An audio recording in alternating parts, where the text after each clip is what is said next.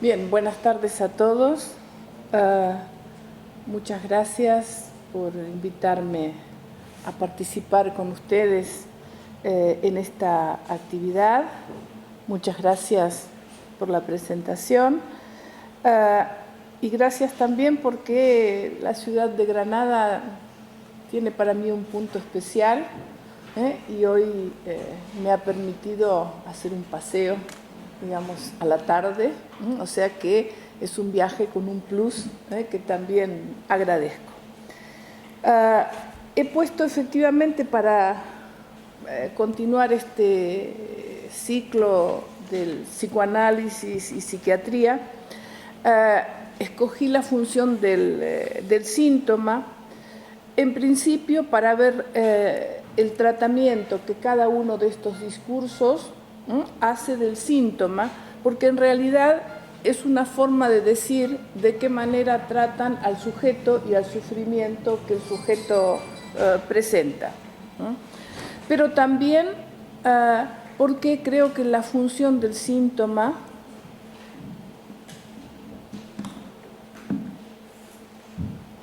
ahora siento que me mira. También porque la función del síntoma creo que debe recuperarse y que es de gran importancia, es una aportación que el psicoanálisis puede hacer a otras disciplinas que en este momento histórico tienen una serie de dificultades. Me refiero a la educación, me refiero al trabajo social, me refiero, digamos, a todas esas disciplinas que de una u otra manera tratan con el síntoma. Pero tratan con el síntoma, vamos a decir así, en este momento histórico, sin recordar, sin reconocer lo que es un síntoma.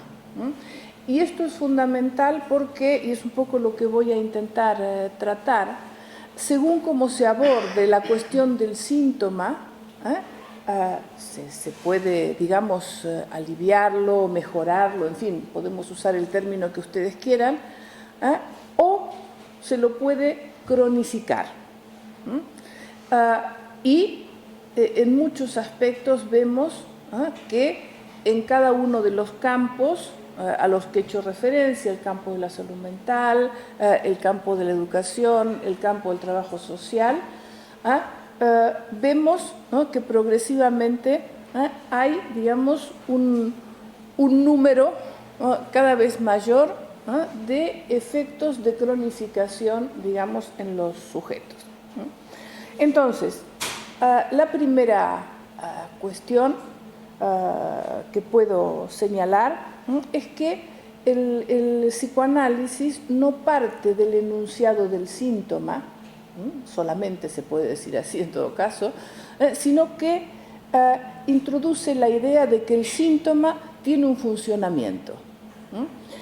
Esto es importante porque si nosotros borramos la idea de funcionamiento, la idea de un sujeto, progresivamente, ¿qué es lo que aparece? Aparece algo acéfalo. Y justamente el tema de la responsabilidad y de la dimensión subjetiva tienen algo que ver en todo esto. Por eso podemos decir que para el psicoanálisis el síntoma analítico se constituye cuando el sujeto toma cuenta de que le sucede algo, supone que eso puede tener una causa, aunque él no sepa exactamente qué es lo que hay en juego, se dirige a un otro con su queja, digamos, a pedir ayuda, y de alguna manera da el consentimiento necesario para empezar a pensar qué es lo que le sucede.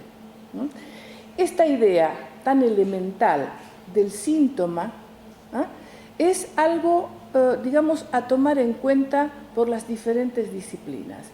Pongo ejemplos.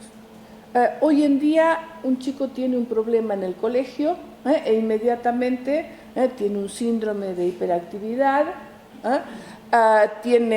pertenece a una familia en riesgo y por lo tanto etcétera, etcétera, y la más de las veces, es decir, nadie le pregunta o habla con él y le dice qué es lo que te pasa.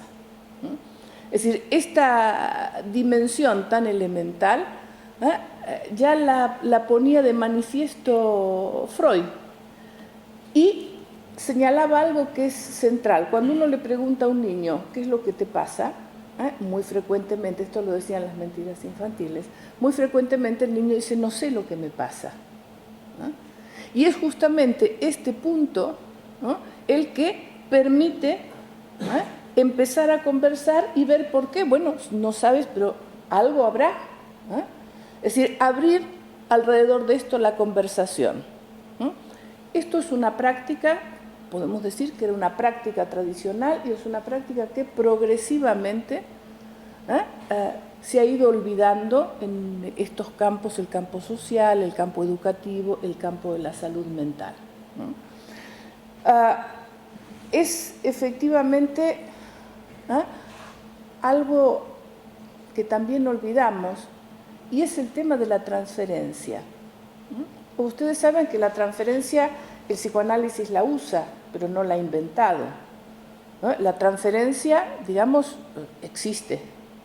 No puede haber educación, no puede haber trabajo social, no puede haber trabajo psiquiátrico si no hay transferencia. Es decir, la transferencia supone efectivamente la relación con el otro. Entonces, cada vez más, no solamente, digamos, se borra la dimensión subjetiva, entonces no hay posibilidad de responsabilidad ninguna, sino que también se borra esta otra dimensión, es decir, la dimensión de la transferencia. Por ejemplo, pongo un ejemplo ya que estoy en un ámbito universitario, con el plan Bolonia, por ejemplo, en la universidad donde yo estoy, ya se atacaba la dimensión del saber. Se atacaba en este sentido que no se habla más del saber, sino se habla de competencias. Saber ser, saber hacer, saber estar. Pero, digamos, ahora se ataca entre comillas, se ataca, digamos, la transferencia. ¿Por qué?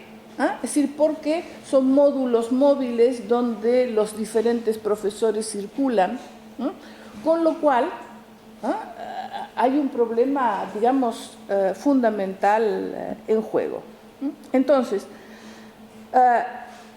esta problemática, digamos, de ignorar el síntoma, de ignorar la transferencia, no es que un maestro tenga que ser un especialista en la transferencia, simplemente es alguien que tiene que creer que si a un niño le pasa algo, se puede acercar, le puede preguntar qué le pasa, invitarlo a hablar y acompañarlo un poco en la cuestión.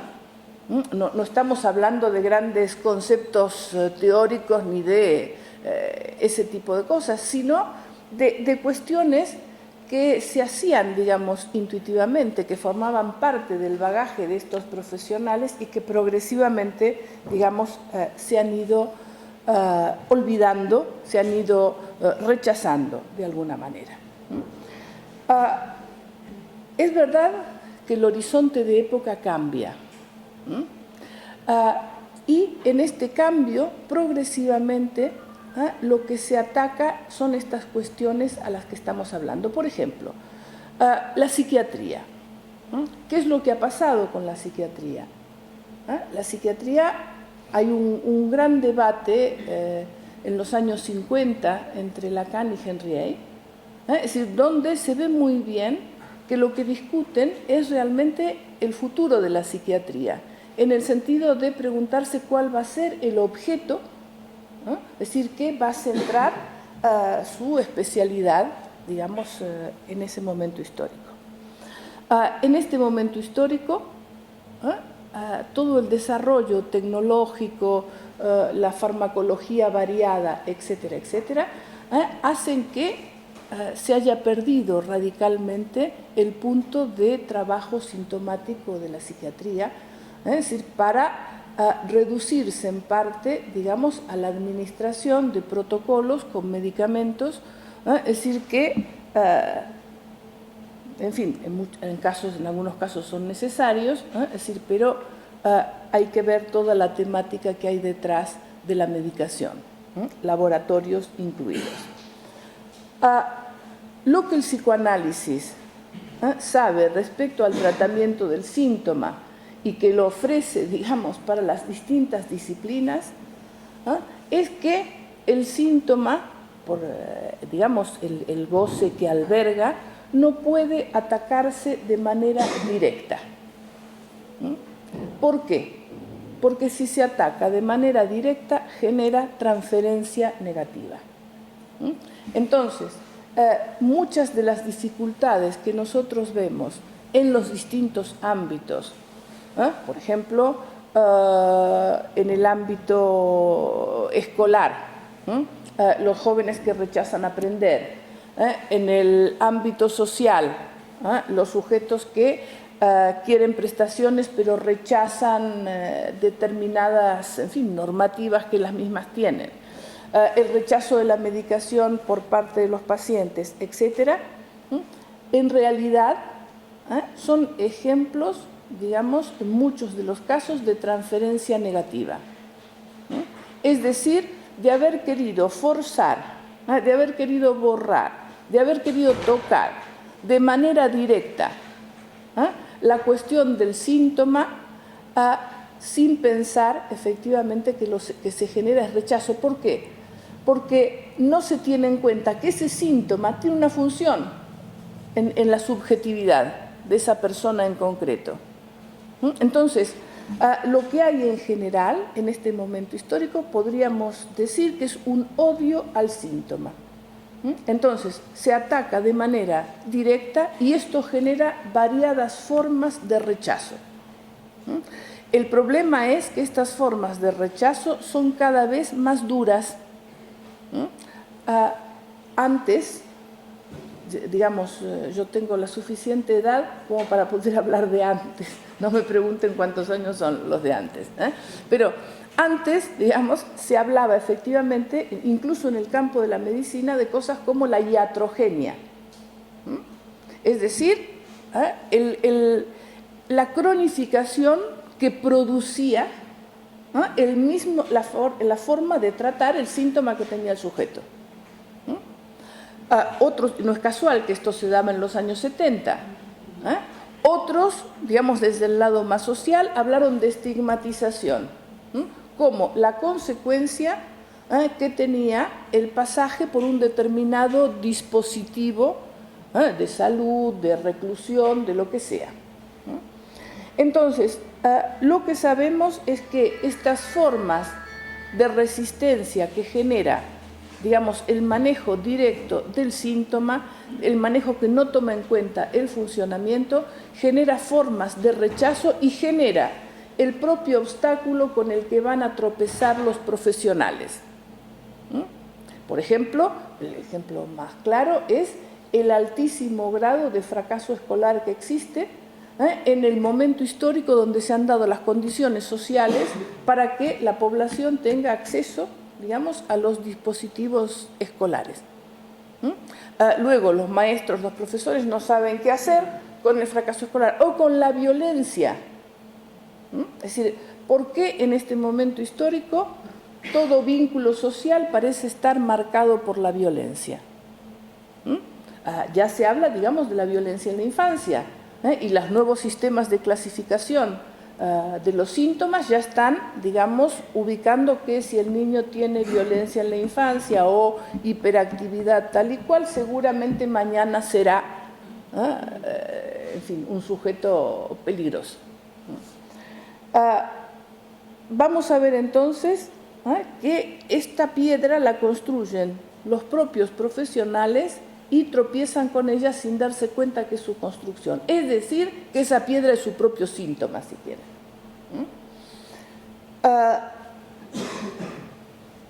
¿Cómo se construyen estas piedras? Estas piedras se construyen, seguramente, no hablo de que haya buenos y malos profesionales, sino realmente que hay, digamos, discursos que funcionan que tienen un peso realmente importante y que finalmente acabamos siendo llevados por esos discursos sin detenernos a reflexionar y a pensar qué es lo que estamos haciendo. Voy a poner un ejemplo, el famoso campo de la salud mental. Nadie niega la importancia del campo de la salud mental. Pero, ¿qué es ese campo? Porque hay una dificultad para construirlo más allá de su enunciado como derecho amparado por las legislaciones vigentes. Es importante este punto. Pero de allí, digamos, a dar consistencia a esto, es decir, como un campo, digamos, con una especificidad epistémica y conceptual propia, no la tiene. Y lo que sí vamos a ver es que en muchos casos lo que sostiene el campo de la salud mental es la dimensión del control social. Hay una conferencia magnífica a la que recuerdo haber asistido, que dio Jacqueline Miller en la Madrasa, que se llama efectivamente, que tiene que ver algo con, hicimos unas jornadas con el tema de la salud mental hace ya ¿cuántos años? El año 87 en Sevilla, exactamente. Bueno, esa conferencia realmente tiene amplia actualidad y recomiendo efectivamente su lectura. Es decir, ¿por qué? Porque toma este punto salud mental y orden público. Es importante la definición de la salud mental, pero hay que entender, es decir, que esto es, digamos, una definición abstracta, un desideratum, pero no es, digamos, un campo epistémico. La definición de salud mental de la OMS dice: la salud mental es el goce del grado máximo de salud que se puede lograr. Es uno de los derechos fundamentales e inalienables del ser humano, sin distinción de raza, religión, ideología política o condición económica social. ¿Es correcto? Pero esto no es un campo epistémico. Un campo epistémico, digamos, se organiza a partir de coordenadas concretas. Entonces, ¿qué es lo que sostiene el campo de la salud mental?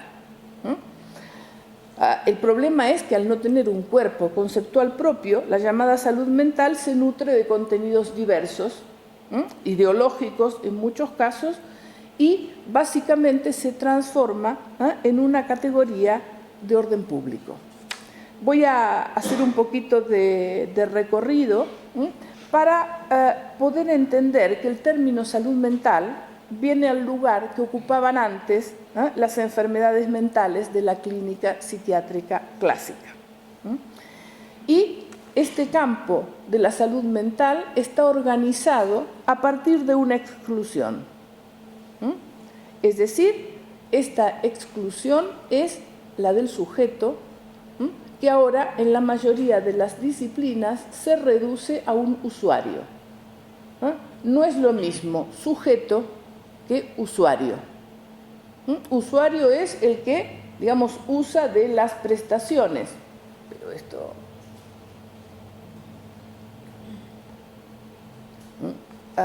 no tiene que ver, digamos, con la dimensión del sujeto, porque el usuario es algo que homogeniza. Usuarios, digamos, del servicio de salud son todos aquellos, digamos, que van al servicio de salud, punto. Y que, por supuesto, tienen sus derechos, etcétera, etcétera. Esta configuración que ha borrado, que ha excluido al sujeto, reducido ahora a usuario, ha borrado la idea de síntoma, que es el nudo de la subjetividad, justamente. Entonces, es verdad que el término enfermedad, que ha salido, y con justa razón, de las clasificaciones, acaba arrastrando la dimensión del síntoma. Ahora, al excluirse esta dimensión propia de la subjetividad, se excluye todo lo que hay en juego. Cuando digo se excluye todo lo que hay en juego y hablo del goce, hay algo que este campo, ni el campo educativo, ni el campo social en este momento, es decir, pueden entender. Son campos que están orientados pensando en la felicidad y en el bienestar y en el derecho de los sujetos a ser felices. Está bien formular, los sujetos tienen derecho a ser felices, pero lo que no se puede entender es que a veces la felicidad que el sujeto busca no sería teóricamente lo que le conviene. Es decir, que el campo de salud mental y los campos actuales, digamos, de la educación, del trabajo social, etcétera, han puesto un cuerpo normativo y el sujeto se debería conformar a esa dimensión normativa. Hablar de la subjetividad es poder entender que el sujeto está profundamente dividido. Y eso lo podemos comprobar cada uno de nosotros cada día de 50 maneras. Alguien le dice, mire, usted tiene que dejar de fumar. Y ahora con toda esta persecución generalizada de los fumadores, que ya han pasado a la categoría prácticamente de delincuentes, bueno, hay gente que le viene bien la represión desde fuera, pero hay gente que sabe que eso le hace mal y no puede dejarlo. ¿Sí? ¿Por qué? Sí, porque lo que él considera, digamos, su bien, tiene que ver con fumar. O tiene que ver, ¿cuántos de nosotros tienen en casa un abuelito que el médico le dice, no tiene que comer con sal por su tensión? Y entonces en la casa le hacen las acelgas, la patata hervida, etcétera, y cuando sale se va al bar de la esquina y se come su buen bocata de chorizo. ¿Sabe que eso le hace daño? Claro que sí, pero su satisfacción la encuentra allí. Entonces, si no podemos entender mínimamente estas cuestiones y entenderlas, porque a nosotros, a todos nos pasa varias veces al día, por algo había ese dicho que decía, todo lo que me gusta es pecado o engorda. Hay algo efectivamente de esto, es decir, que no se puede entender en este momento donde las lógicas neoliberales apuntan a la homogeneización normativa de todos. Entonces, ¿qué se hace? Se buscan respuestas estándares. ¿Cuál es la función de los profesionales? Se les da protocolos. El protocolo, es decir, es realmente una de las formas más interesantes de control social que se han inventado últimamente, porque no solamente se controla al sujeto, sino que el profesional se autocontrola, porque si no aplica el protocolo, le puede pasar tal y cual otra cosa. Por lo tanto, en realidad, la dimensión del síntoma subjetivo se borra porque, digamos, cada uno está absolutamente incómodo con los síntomas, es decir, que se le van creando. Lo que orienta la acción en el campo de la salud mental son los diferentes DSMs, en fin, variados. Pero es muy interesante ver sobre qué bases se asientan estos sistemas clasificatorios. Las clasificaciones no son inocentes y han sido siempre tributarias del discurso dominante. Y eso, les cuento una pequeña historia, se pone en evidencia, fíjense, la historia, microhistoria de los sistemas clasificatorios. En 1840 se halla en primer plano la necesidad de clasificar para obtener información estadística y tener el registro de frecuencia de las categorías idiocia, locura. En 1880 se establecen 7 categorías: manía, melancolía, paresias, demencia, dipsomanía, epilepsia. En 1917, hay que recordar la Primera Guerra, las clasificaciones se centran en la distinción entre enfermedades psiquiátricas y neurológicas graves. Posteriormente, el Ejército de los Estados Unidos introduce una nomenclatura más amplia para englobar a los enfermos de la Segunda Guerra. Es decir, que estos sistemas clasificatorios acompañan, digamos, los avatares de la historia. Hoy se trabaja sobre trastornos. es muy importante ver la distinción entre síntoma y trastorno. Y la paradoja de esto es muy interesante porque el DSM está organizado sobre un vacío, pero que además se explicita como tal. Esto es lo interesante, porque el mismo DSM-4, que bueno, que ya está ahora, muestra el fundamento vacuo de su propio sistema, porque dice que no existe una definición que especifique adecuadamente los límites del concepto trastorno. Entonces, es todo un sistema clasificatorio, es decir, que está fundado sobre, digamos, un fundamento vacuo que no se sabe qué es. Y no es un no saber, digamos, en fin, que pueda trabajarse como tal. Se habla entonces de manera difusa de un síndrome o patrón comportamental o psicológico de significación clínica, y que cualquiera que sea su causa debe considerarse como una disfunción. La idea de disfunción implica, digamos, la idea de que hay una normalidad y que entonces hay algo que es disfuncional. Este patrón de normalidad, entre comillas, que no se sabe qué es el fundamento, digamos, de este campo de la salud mental, que tiene como supuesto la idea de que hay realmente un funcionamiento armónico posible. El psicoanálisis considera el síntoma de otra manera, es decir, no toma la idea de trastorno. En todo caso, podemos decir que efectivamente a veces viene un sujeto que está trastornado por un padecimiento. Y justamente la idea del síntoma, la idea de la transferencia, la idea de la dirección al otro, es una primera forma de tratamiento de eso que le perturba. Es importante ver que en realidad el término trastorno, y ahí vamos a cualquier diccionario, siempre voy al de la Real Academia, en realidad quiere decir invertir el orden regular de algo. Es decir, el orden regular de algo hace referencia a esta dimensión normativa. Tiene un trastorno de personalidad. ¿Vale? ¿Y qué quiere decir esto?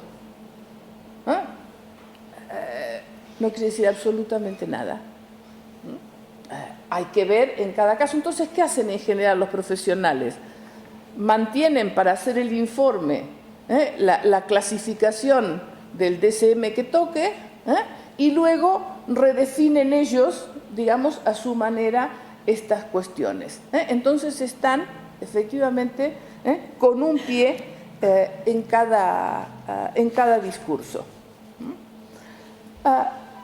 Podemos hacer el ejercicio de pensar el trastorno, entre comillas, desde el psicoanálisis. El trastorno es una emergencia de un goce desregulado. De allí la importancia de transformarlo en síntoma.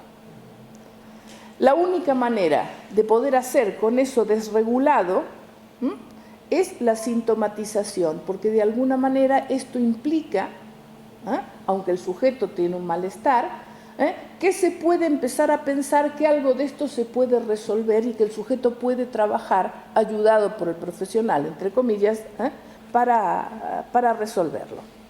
A diferencia del trastorno, el síntoma incluye la suposición de una causa, la introducción del sujeto, la dimensión del otro a quien se dirige, es decir, la transferencia. Se trata entonces de investigar el funcionamiento. Nosotros no sabemos cuál es el funcionamiento del síntoma en cada caso. Y esto es lo interesante, que trabajamos con el no saber. Pero un no saber, como diría, no un no saber salvaje, un no saber docto. Un no saber que implica que yo puedo tener 5 niños que tienen aparentemente el mismo síntoma. Es decir, pero hasta que yo no hago un trabajo con cada uno de ellos, no puedo ver efectivamente cuál es la función, digamos, que ese síntoma tiene. Por ejemplo, cuando se habla de manera general de los niños hiperactivos, si uno hace hablaba con unos colegas los otros días y me decían, tenemos casos de niños hiperactivos. Bueno, veamos, les decía yo, en tu caso, ¿qué es un niño hiperactivo? En el tuyo, ¿qué es? ¿A qué nos estamos refiriendo? En un caso, efectivamente, era una psicosis. Es decir, en un caso, efectivamente, era una cosa totalmente coyuntural, donde había el nacimiento de un hermanito y había una historia familiar liada. En otros casos, lo que aparecía que era justamente la dificultad de regulación, pero de regulación familiar, porque los ritmos actuales, es decir, no podemos lograr que un niño duerma las horas que tiene que dormir. Y todos ustedes saben, es decir, que cuando un niño no duerme las horas que tiene que dormir o cuando no se le ponen los límites que se le tienen que poner, ¿qué es lo que pasa? Se hiperexcita. Es decir, que muchos de los cuadros, estos llamados de hiperactividad, son cuadros de hiperexcitación. Es decir, porque hay una dificultad con la regulación. En un caso, efectivamente, no es lo mismo si hay una psicosis, es decir, que si hay otro tipo de cuestiones en juego, pero hay que ver en cada caso qué es lo que está en juego. El problema es, digamos, que en muchos casos los adultos hoy en día se abstienen de su función de regulación. Es decir, que la función del adulto debe ser una función de ayudar a regular, lo cual no quiere decir imponer o poder lograrlo. Pero la idea del límite, pongo ejemplos. Si ustedes tienen unos niños absolutamente, en fin, comunes y corrientes como los niños que en general uno tiene al alcance, los deja jugar, lo pasan bien, pero ese tiempo se alarga y siguen jugando porque yo estoy haciendo otras cosas, porque me he entretenido en otras cosas. ¿Qué va pasando progresivamente cuando los niños se cansan? Que comienzan a gritar, que se comienzan a pelear, que comienzan a romper algo, y que entonces ahí cuando uno les dice, bueno, basta ya, no escuchan, porque ya, digamos, es la pulsión que los está llevando a ellos. Cuando hay estos puntos de excitación, se borra el sujeto. La pulsión es acéfala. ¿Qué quiere decir? Que yo puedo decir, bueno, basta ya, y la máquina continúa en funcionamiento. Entonces, ¿qué sucede? Que muchas veces los padres, ¿qué hacen? Padres o educadores, se ponen enérgicos y ponen a algunos, le da un golpe y a lo mejor se tranquilizan. ¿Y qué dicen a veces? ¿Has visto? Le da un cachete y se ha tranquilizado. Esto sirve. Es decir, sirve si yo no he puesto un límite. Porque una vez que el sujeto está llevado en volandas por la pulsión, él mismo ya no se puede detener. Y entonces hay algo de afuera que, ¡paf!, tiene que poner. Entonces, esta es la idea de la función del adulto que tiene que ayudar a la regulación. Y cuando digo tiene que ayudar a la regulación, tiene que ayudar, digamos, a hacer también con el síntoma. El momento histórico que vivimos es de la abstención del adulto respecto a estas cuestiones. Entonces tenemos muchos más casos o cuestiones de desregulación importantes. Pensemos, digamos, que si no se les enseña a los niños cosas, Lacan decía, el niño necesita aprender algo para que su subjetividad se anude. Si no tomamos en cuenta la dimensión del sujeto y su responsabilidad, lo abocamos a lo peor.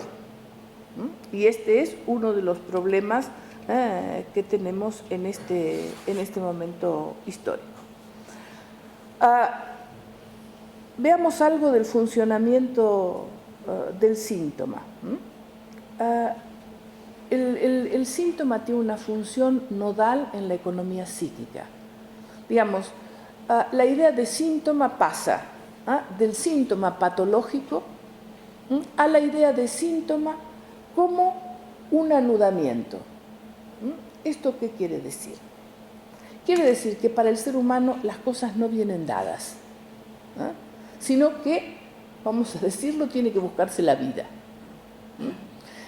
Y buscarse la vida quiere decir que de alguna manera algo tiene que anudarse para él y tomar un sentido e interesarlo. En este momento histórico hay dificultades del lado de lo social, no del lado subjetivo, o tiene efectos sobre lo subjetivo, para la fijación. Voy a tratar de explicar esto. Freud dijo algo fundamental. La pulsión no trae un objeto fijado. Esto quiere decir que en el proceso, digamos, en la relación con el otro, algo debe fijarse, es decir, para que el sujeto se construya como tal. Esta, digamos, fijación, que tiene que ver con el azar, con lo contingente, una vez que se produce, deviene necesaria. Esta fijación, digamos, hace que el sujeto salga de la infancia, vamos a decir así, con un anudamiento realizado. La segunda versión de este anudamiento tiene que ver con la adolescencia. Se trata de ver efectivamente, finalmente, a qué se terminará anudando ese sujeto, en el campo amoroso, en el campo profesional, en la vida. Y a ese anudamiento, a eso que le permite fijarse, en el campo amoroso, en el campo sexual, en el campo laboral, etc., lo llamamos también síntoma. Entonces podemos decir que hay el síntoma, digamos, patológico, entre comillas, el síntoma del sufrimiento sería, para tomar la idea de patos y no de enfermedad, que tiene que ver con una desregulación, y el síntoma como anudamiento, que implica que es la forma que ese sujeto ha encontrado para tratar, digamos, la vida, el goce, el sexo, como lo querramos llamar. Por eso hay momentos críticos en la vida. Por ejemplo, la adolescencia es un momento crítico. Y en este momento histórico es un momento de mayor errancia, porque los parámetros sociales que apuntaban a la fijación sintomática son más laxos, para decir así. Entonces, el tema de la fijación, ¿cómo se ve en la adolescencia? ¿En qué carrera se va a fijar? ¿En qué relación? Etcétera, etcétera. Este tipo de cuestiones, tanto en lo que hace al síntoma patológico como al síntoma, como lo que sostiene al sujeto, los distintos campos profesionales a los que he hecho referencia tienen una misión fundamental. Decía hace un momento, si realmente la educación no enseña, y no enseña las operaciones fundamentales, que los niños tienen que saber leer, escribir, sumar, restar y multiplicar, pues hay un problema para la